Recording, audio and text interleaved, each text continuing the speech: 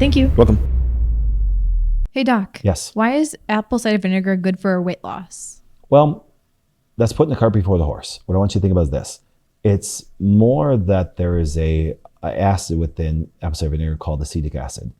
And that does help with a lot of blood sugar issues, helps with a lot of liver issues. So therefore, the reason why people do see weight loss is a secondary effect to actually helping regulate blood sugar, insulin resistance, fatty liver, liver function. So therefore, people then have some weight loss by taking it. Okay, thank you. Welcome. Hey, Doc. Yes. What happens when you drink ACV and water every morning? You just regulate your blood sugars better. You really do. And so therefore, there is also a positive digestive process that happens.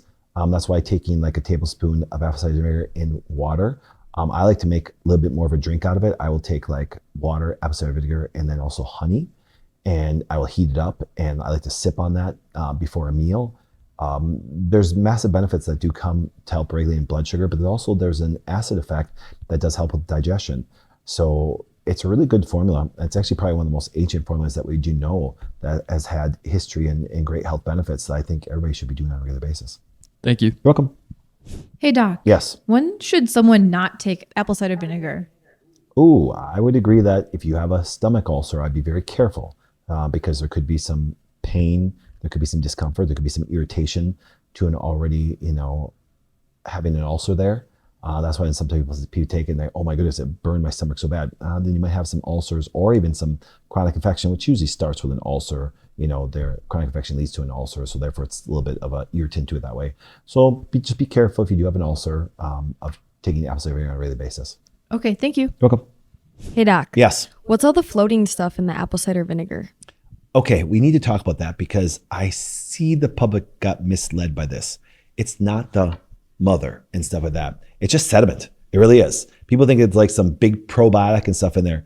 Do you understand that apple cider vinegar, which you will go back in the history of anything I've ever said, coconut oil and apple cider vinegar are probably two of my favorite things on the planet by far, okay?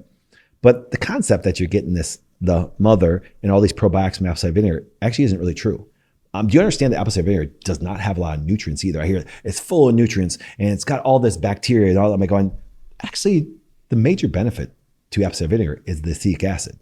So this concept that you see all the sediment and you actually think you're getting all this bacteria and things like that is actually somebody really put a good marketing spin on that way. And people always ask me like, oh, I'm getting so many probiotics from it. No, you're not, okay?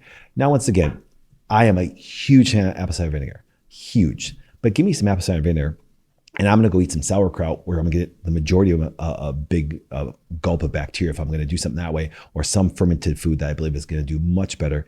But remember, the massive benefit to apple cider vinegar is actually acetic acid. There isn't a ton of nutrients in there, and there also isn't this mother floating around in there. And I think people have been misled with that.